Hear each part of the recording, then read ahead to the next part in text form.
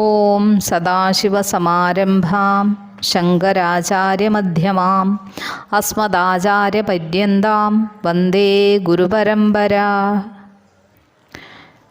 ശിവാനന്ദാശ്രമം പാലക്കാട് പ്രസിദ്ധീകരിച്ച സ്വാമി ജ്ഞാനാനന്ദ സരസ്വതി തിരുവടികൾ എഴുതിയ ഭാഗവത രഹസ്യം ഏകാദശ സ്കന്ധം തുടർന്ന് വായിക്കുന്നു. അവധൂത യദു സംവാദം. നമ്മുടെ വംശത്തിൻ്റെ കൂടസ്ഥനായ യദുചക്രവർത്തി ഒരിക്കൽ കാട്ടിൽ കൂടി സഞ്ചരിക്കുമ്പോൾ പരമസിദ്ധനായ ഒരു അവധൂതനെ കണ്ടുമുട്ടി. മഹാത്മാവായ അദ്ദേഹത്തിൻ്റെ ആനന്ദഘനീഭൂതമായ അവസ്ഥയെ കണ്ട ചക്രവർത്തി ആശ്ചര്യഭരിതനായി അദ്ദേഹത്തെ നമസ്കരിച്ച് വിനയത്തോടുകൂടി ചോദിച്ചു, ഭഗവൻ, ജനങ്ങൾ ഒരു ലേശം ആനന്ദത്തിനു വേണ്ടി ലോകത്തിലുള്ള സകല വസ്തുക്കളെയും അന്വേഷിച്ചലയുന്നു. അങ്ങാണെങ്കിൽ യാതൊന്നിൻ്റെയും അപേക്ഷയില്ലാതെ തന്നെ ആനന്ദമത്തനായിരിക്കുന്നു. ഇതിൻ്റെ രഹസ്യമെന്താണ്? എല്ലാ ആനകളും കാട്ടുതീയിൽപ്പെട്ട് ദഹിക്കുമ്പോൾ ഒരാന മാത്രം ഗംഗാപ്രവാഹത്തിലിറങ്ങി സുഖിക്കുന്നത് പോലെ തോന്നുന്നു അങ്ങയെ കാണുമ്പോൾ. ജനങ്ങളൊക്കെ സംസാര കാട്ടുതീയിൽപ്പെട്ട് ദഹിച്ചുകൊണ്ടിരിക്കുന്നു. അങ്ങാണെങ്കിൽ സംസാരത്തെ അറിയുക പോലും ചെയ്യാതെ ബ്രഹ്മാനന്ദമത്തനായിരിക്കുന്നു. ഏതൊരു ജ്ഞാനം കൊണ്ടാണ് അങ്ങേക്ക് ഈ അവസ്ഥ സാധിച്ചത്? ആ ജ്ഞാനം ആരാണ് അങ്ങേക്ക് ഉപദേശിച്ചത്? ഞങ്ങൾക്ക് ആ ജ്ഞാനം കിട്ടിയാൽ കൊള്ളാമെന്നുണ്ട്. അതിനാൽ ആരാണ് അങ്ങേക്ക് ഉപദേശിച്ചതെന്ന് പറഞ്ഞാൽ കൊള്ളാം എന്നപേക്ഷിച്ചപ്പോൾ അവധൂത സ്വരൂപിയായ ഭഗവാൻ ദത്താത്രേയ മഹർഷി അരുളി ചെയ്തു, എനിക്ക് ഒരാളല്ല ഗുരുനാഥന്മാർ, കുറച്ചധികമുണ്ട്. പ്രായേണ ഒരു ഗുരുനാഥനിൽ നിന്ന് മാത്രം ജ്ഞാനം പൂർണ്ണമാവുമെന്ന് എനിക്ക് വിശ്വാസമില്ല. അതിനാൽ ഞാൻ 24 ആളെ ഗുരുനാഥന്മാരാക്കി വരിച്ചിട്ടുണ്ട്.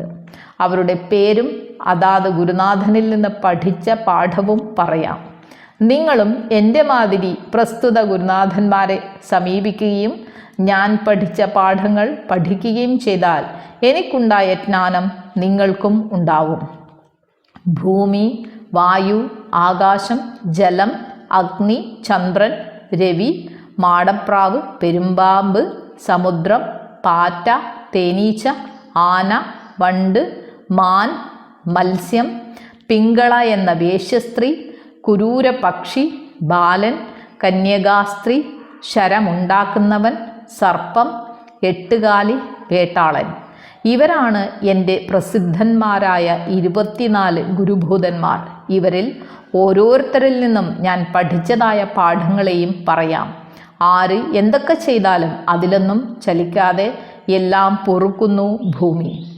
കുത്തി കുഴിച്ചാലും ചവിട്ടിയാലും മലിന വസ്തുക്കളിട്ടാലും വിളക്ക് വെച്ച് പൂജിച്ചാലും നമസ്കരിച്ചാലും എല്ലാം ഒരുപോലെ തന്നെ. ഒന്നിലും തനിക്ക് ഭാവഭേദമില്ല. ഇങ്ങനെ എല്ലാറ്റിനെയും ചിന്തയോടും ആവലാതിയോടും കൂടാതെ സഹിക്കുന്നത് കൊണ്ടാണ് ഭൂമിക്ക് ക്ഷമാദേവി എന്ന് പേരുണ്ടായത്.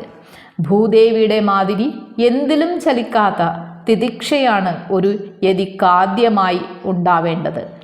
ലോകം ദുഃഖസ്വരൂപവും ജീവികൾ മിക്കവാറും നിർഭാഗ്യവാന്മാരുമാണ്. അപ്പോൾ മിക്കപ്പോഴും അനിഷ്ടാനുഭവങ്ങൾ വന്നുകൊണ്ടേയിരിക്കും. വരുന്ന അനുഭവങ്ങളിലൊക്കെ ക്ഷോഭിക്കാൻ തുടങ്ങിയാൽ എപ്പോഴാണ് സമാധാനം കിട്ടുന്നത്? അതിനാൽ എന്ത് കണ്ടാലും എന്തനുഭവിച്ചാലും ചലിക്കാതെ അക്ഷോഭ്യനായിരിക്കുക എന്ന തിതിക്ഷയാണ് ഭൂമിയാകുന്ന ഗുരുവിൽ നിന്ന് ഞാൻ ആദ്യമായി പഠിച്ചത്. ഭൂമിയുടെ തന്നെ അവയവങ്ങളാണ് പർവ്വതങ്ങൾ. അവയിൽ നിന്നും ഞാൻ ചിലതൊക്കെ പഠിച്ചിട്ടുണ്ട്. പർവ്വതങ്ങളിൽ രത്നങ്ങൾ, ഔഷധികൾ, ധാതുക്കൾ തുടങ്ങി അനവധി സമ്പത്തുണ്ട്.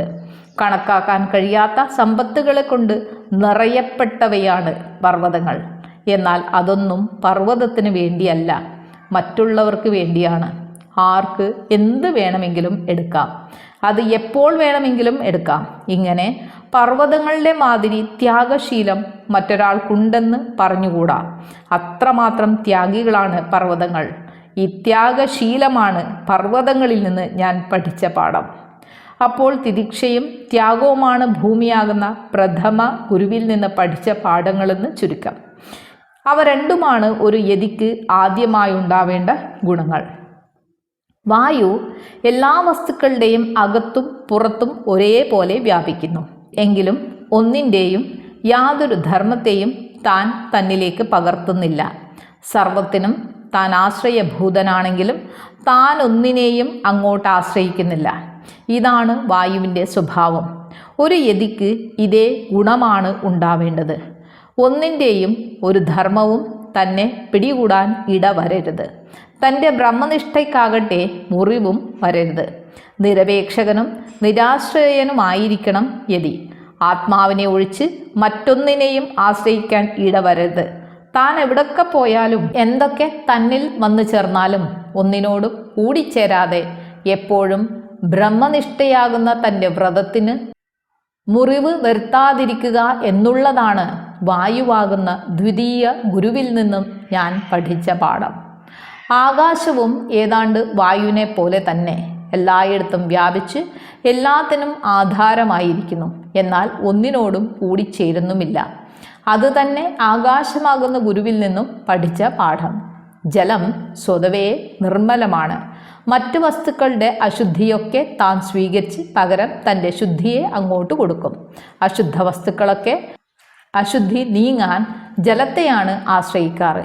എല്ലാത്തിൻ്റെയും അശുദ്ധിയെ നീക്കി ശുദ്ധിയെ കൊടുക്കുകയും ചെയ്യും ജലം. എല്ലാ ജീവികൾക്കും ജീവനവുമാണ്. ഒരു യതിയും ഇങ്ങനെയാണ് ഇരിക്കേണ്ടത്. തൻ്റെ സാന്നിധ്യം കൊണ്ടും സാഹചര്യം കൊണ്ടും മറ്റുള്ളവരുടെ ദുരിതം മുഴുവൻ നശിപ്പിച്ച് പുണ്യം വളർത്താനുള്ള ശേഷിയും തപശക്തിയും ഉണ്ടാവണം ഒരു യതിക്ക്. അതേസമയത്ത് മറ്റുള്ളവരുടെ ദുരിതം അല്പമെങ്കിലും തന്നെ ബാധിക്കാൻ ഇടവരുകയും അരുത്. എല്ലാവർക്കും താൻ അത്യന്ത പ്രിയനായിരിക്കണം. എന്നാൽ ഒരാളുമായും ഒരു ബന്ധവും തനിക്കുണ്ടാവാനും ഇടവരരുത്. ഇങ്ങനെയാണ് ഒരു യതി ജീവിക്കേണ്ടത് എന്നാണ് ജലമാകുന്ന ഗുരുവിൽ നിന്ന് ഞാൻ പഠിച്ച പാഠം. തേജസ് കൊണ്ട് ഉദ്ദീപ്തവും മറ്റുള്ളവരുടെ താമസിനെ അകറ്റി പ്രകാശത്തെ കൊടുക്കുന്നതുമാണ് അഗ്നി. ഇതുപോലെ ഒരു യതിയും തപസ്സുകൊണ്ട് ഉദ്ദീപ്തനും മറ്റുള്ളവരുടെ അജ്ഞാനത്തെ അകറ്റി ജ്ഞാനത്തെ കൊടുക്കുന്നവനുമാവണം. ക്ഷയവൃദ്ധികളോടുകൂടിയിരിക്കുന്നു ചന്ദ്രൻ.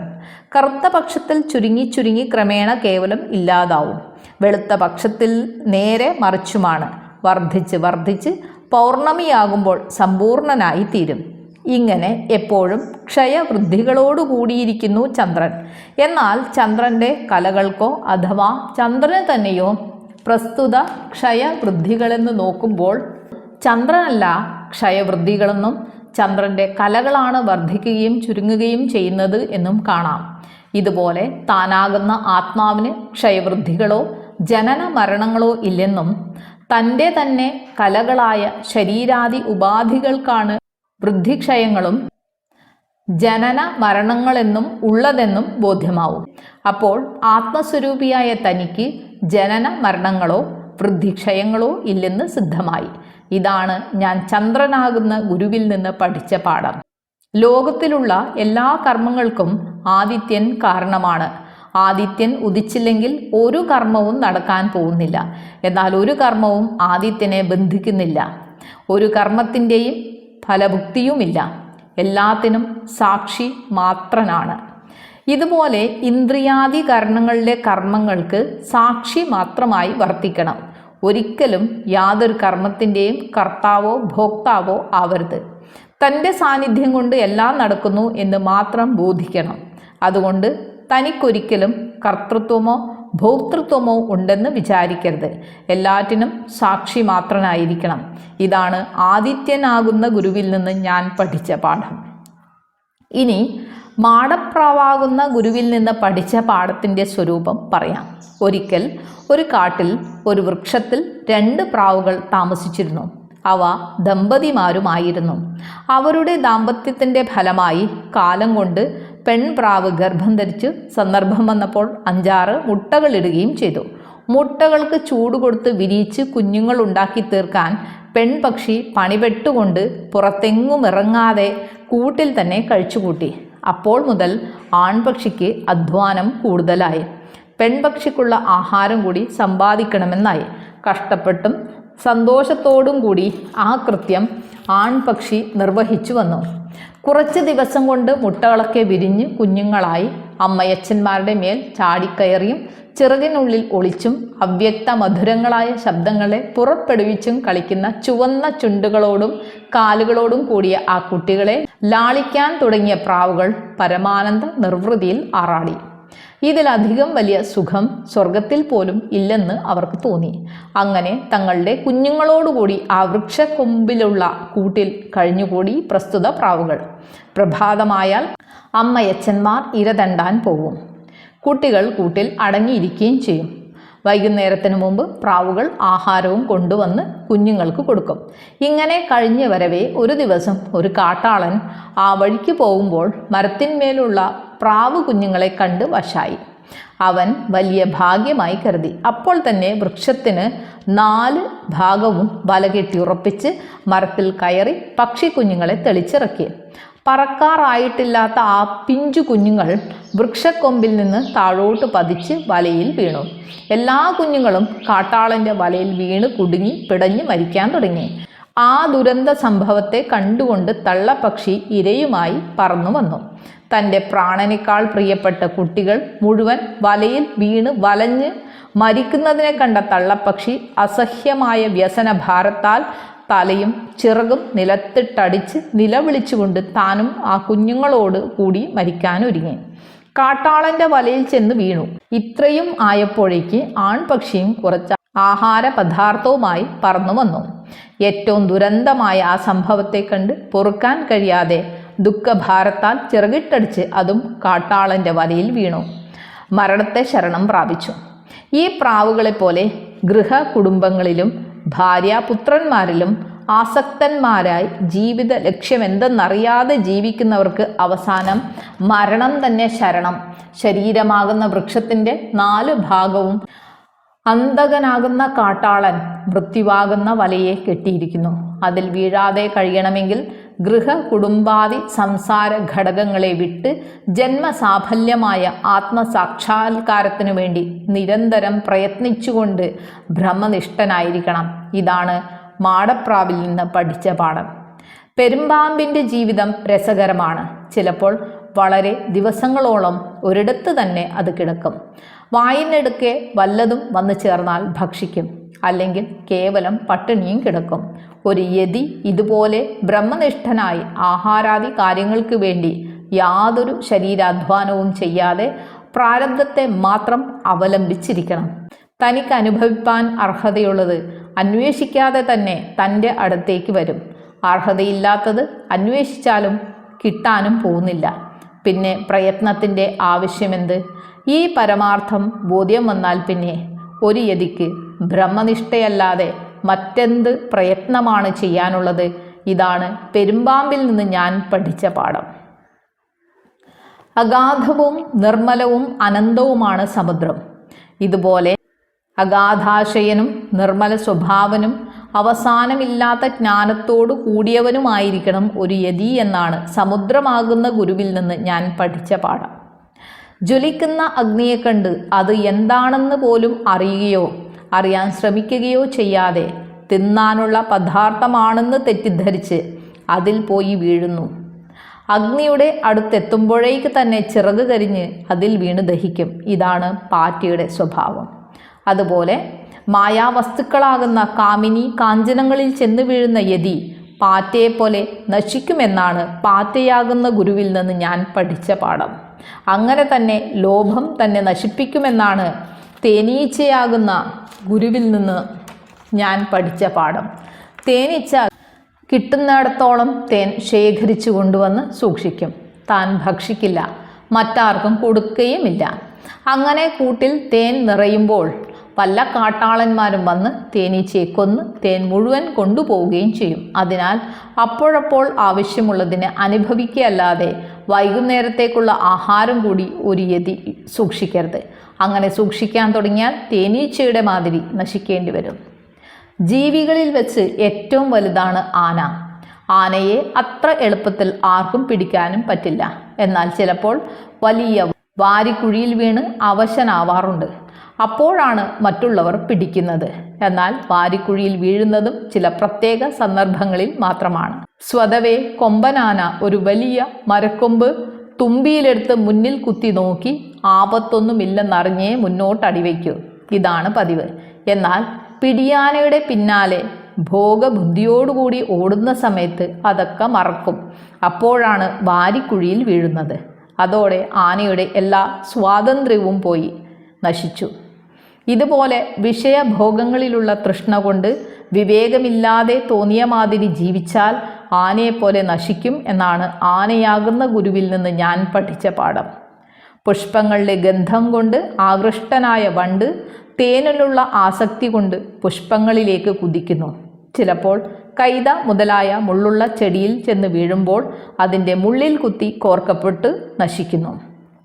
ഇതുപോലെ വിഷയാകർഷണത്തിൽപ്പെട്ട് വിവേകമില്ലാതെ വിഷയങ്ങളിൽ പതിച്ചാൽ വണ്ടിനെ പോലെ നശിക്കാൻ ഇടവരും.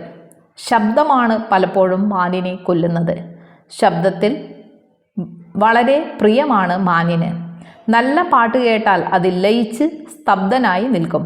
അപ്പോഴാണ് ശത്രുക്കൾ അതിനെ പിടികൂടുന്നത്. അതുപോലെ ഗ്രാമ്യഗീതങ്ങളിൽ മയങ്ങി വികാരങ്ങൾ കടിമപ്പെടുന്ന മനുഷ്യനും നശിക്കുന്നു. ചുണ്ടലിൽ കുത്തിക്കോർത്ത തീൻപണ്ടത്തെ തിന്നാനുള്ള ആസക്തി കൊണ്ട് ചുണ്ടലിനെ കടിക്കുമ്പോഴാണ് മത്സ്യം ചാവുന്നത്. അതുപോലെ വിവേകമില്ലാതെ മായ കാണിക്കുന്ന ഇരയാകുന്ന കാമിനി കാഞ്ചനങ്ങളെ വിഴുങ്ങാൻ പുറപ്പെടുന്ന മനുഷ്യനും മത്സ്യത്തെ പോലെ നശിക്കുന്നു എന്നാണ് മത്സ്യമാകുന്ന ഗുരുവിൽ നിന്ന് ഞാൻ പഠിച്ച പാഠം.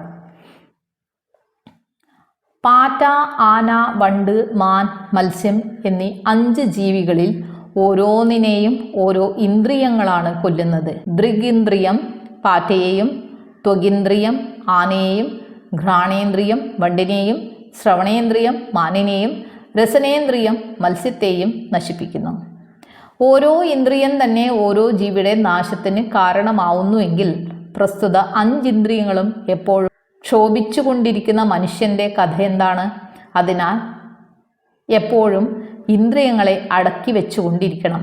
ഇല്ലെങ്കിൽ എത്ര ജ്ഞാനമോ തപസ്സോ എന്തുണ്ടായിട്ടും കാര്യമില്ല, നാശം തന്നെ ഫലം.